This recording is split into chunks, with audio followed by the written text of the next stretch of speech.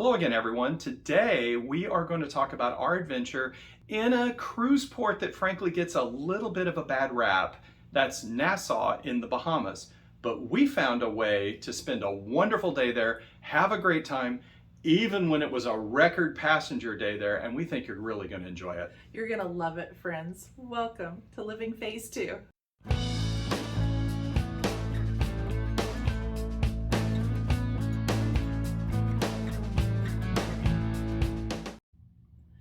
When we got off the ship in Nassau, there were 6 large cruise ships parked there. Oh, it was insane. In fact, we found out that the day we were there was a record day for the Bahamas. It was the first time they'd ever hosted that many passengers. Over 20,000. Over 20,000 Yes. cruise ship passengers off 6 cruise ships, a Carnival, a Disney, and 4 Royal Caribbean ships all at the same time. It was a cruise ship party. It was. Now that sounds like it could be a nightmare, but we found a way to still really enjoy that day, and we booked the type of tour that we highly enjoy, and that's a cultural and food tasting tour.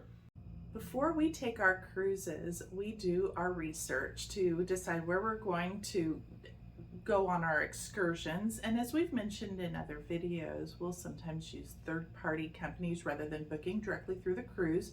We booked through Viator this time, and we booked a tour called Bites of Nassau, food tasting and cultural walking tour, which Yes. was so much fun. And what was the name of the company that runs that True tour? Bahamian Food Tours, yes. And we'll put links to both directly to True Bahamian Food Tours, Viator, etc.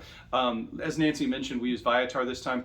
You can find similar tours from SEG Shore Excursions Group, or sometimes your local cruise company has them as well.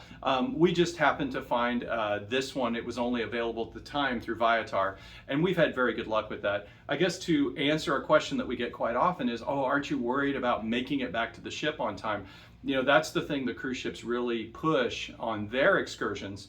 And yes, they will guarantee that if the bus breaks down or whatever might happen, that they will not leave you behind. But especially if you've never used a third-party company, a tour like this is a really good way to ease yourself into it, because it's just a walking tour. You're meeting 50 feet from the port. You know, you literally walk, and in fact that's where we met our tour group. You leave the secure port area, you walk 50 to 100 feet, and it's right on the left. There's a statue there, and you meet your tour guide there, and it's all just walking in that area, and then you go right back to the ship. Right, so you're not going to be late. Yeah, that's right. It's a pretty low risk tour if you've never booked through a third party before. And again, Viator and SEG, both of those, they know the cruise ship industry. They work very hard to make sure that you are never late to get back to your ship. So really, we were not worried at all about this. Well, as mentioned, we went through security and walked up. The instructions were very clear. They sent them on the phone. They said exactly where to meet, the name of the plaza and the name of the statue. When we got there, we were a little early, but within a few moments, our guide showed up. Her name was Lisa, and we could tell right away this was going to be a lot of fun. It was so much fun. There were 12 of us on the walking tour.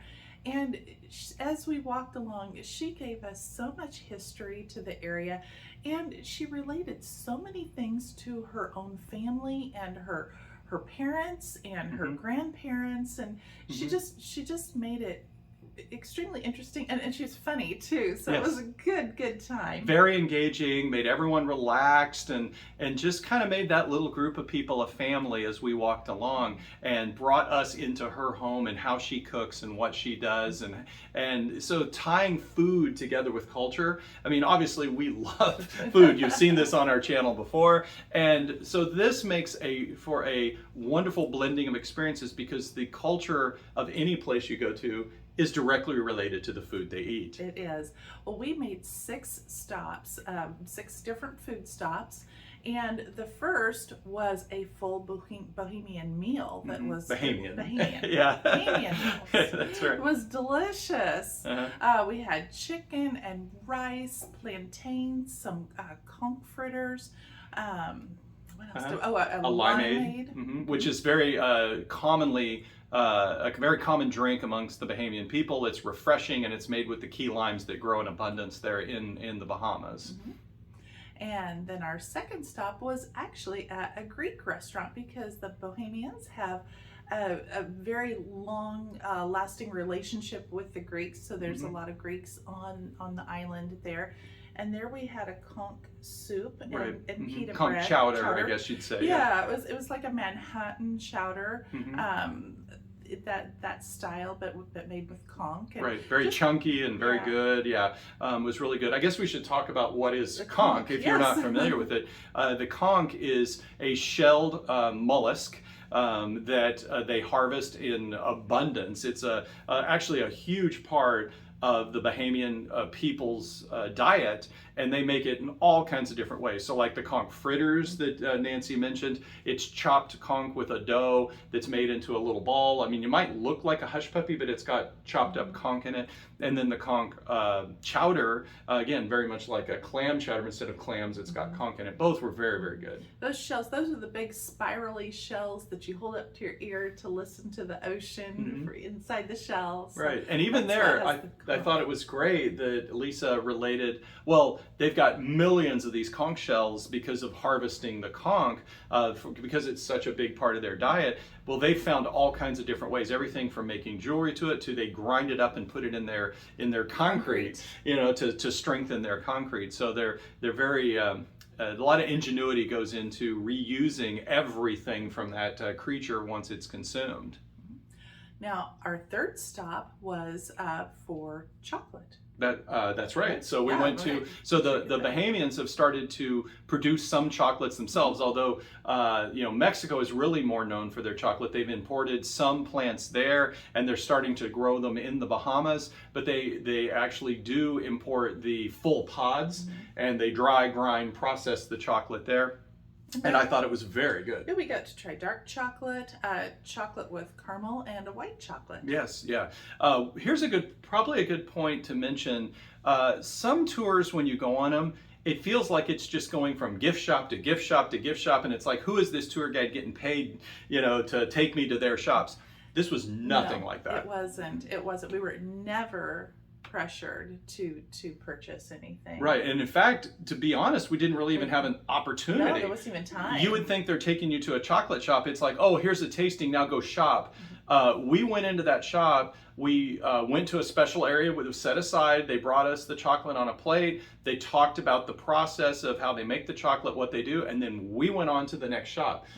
If you're looking for a shopping experience, this is not it. Right.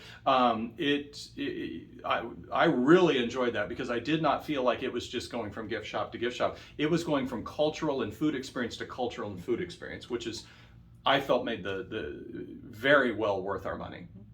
The next place that we went to is called Grey Cliff. It was just an exotic, beautiful hotel, and there we had a rum drink. It was we a Bahama Mama. It was, yeah, it was. That's what it tasted like. Yeah, the neat thing about Grey Cliff is it's directly across from the governor's mansion, the British governor's mansion, and it was actually built by a former pirate. Was it Greystone? Gray? It was. He had Gray in his name, but yeah. And he kind of did it to thumb his nose at the governor, and he built his mansion right across from it. And since then, it's been turned into a hotel and a restaurant, a whole complex of different things. It's about $1,000 a night if you want to stay there. Yeah, yeah. But you can see the pool and the grounds, and they're constantly revamping it. So now it's a boutique hotel, as Nancy said, with restaurants and whatnot. The drink was very good, and we got to see the resident there, the parrot, and he's always right there, and he can be sometimes he's in a good mood, sometimes he can be a little snippy, so watch your fingers there. He said hello. He did.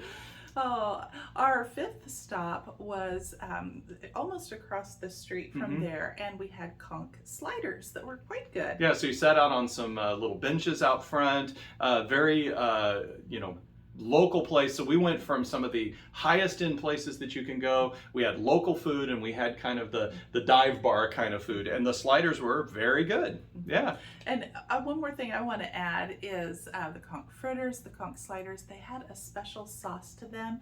And I am going to do a short video once we get back home because it's only 4 ingredients, but oh, that sauce is yummy, and I'm going to show you how to make it soon. That's right. So be sure to, if you haven't yet and you're finding this type of content helpful, be sure to first hit the like button if you're finding this helpful for your next trip to Nassau, and hit that subscribe button, and we'll be sure to give you as much helpful information for phase 2 of your life as we possibly can. That's right. We can use that sauce on hamburgers and all kinds of things. Everything, It was everything, delicious. yes. All right, our 6th stop was at Tortuga Rum Cake Company. And if you've ever been to the Bahamas or Nassau or been on a cruise ship anywhere near there, you're going to see the Tortuga rum cakes in their octagonal boxes. And this was the gift shop at the end of the tour.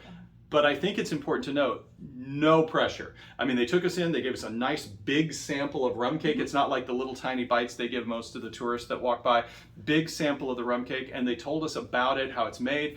And then after that, it was like, if you want to buy some, buy some. If not, here's the gift shop. It was very, very low pressure. And that is where we ended our tour. It is. And That's right. so we just walked back to the ship. I think we kind of poked our head in a couple little shops.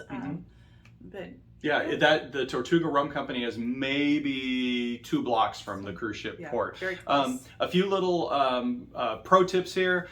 You do need to be able to walk at least a couple to 2 to 3 miles and be able to traverse steps. Yes. So that, if you have any mobility issues, this probably isn't the tour for you because it is a walking tour. Right. And other than that, make sure that you, one other pro tip for this tour, bring some extra bottles of water with you. Yes. We were there in December, so it's a gorgeous day, mid-80s, but still I threw a couple bottles of water from the ship in my pack, and we consumed them while we were going. You're eating, you're drinking, an alcoholic drink if you want. They'll make one without, instead of the Bahama Mama, but it is a good thing to have at least 2 bottles of water per person. I should say so. Now, our tour was about 3.5 hours long, and the cost was around $70 a person. Yes, yeah. So well worth it. We never felt crowded. I mean, in fact, getting off those main drags and going to some of these historical places was awesome. And even with 20,000 cruise ship passengers in port, I never felt crowded. No. So this is the kind of thing that if you haven't done it and your ship goes to, if you take a lot of cruises or been to Nassau and the Bahamas before, give this cultural walking tour and food tour a try. We really think you're going to enjoy it. I would rate it a 10 out of 10. 10 out of 10. And and I forgot to mention, just in case you're a James Bond fan, we did actually get to see one of the houses that Ian Fleming would stay in. Yes. So there's a picture here you could see of that, and I hadn't mentioned that yet, but that's the kind of cultural experience that you can get along with really learning about the Bahamian people. Well, thanks so much for watching, friends. Please take a moment to hit the like button, subscribe, and turn on those notifications. We appreciate each and every one of you. Have a great day. Bye-bye now.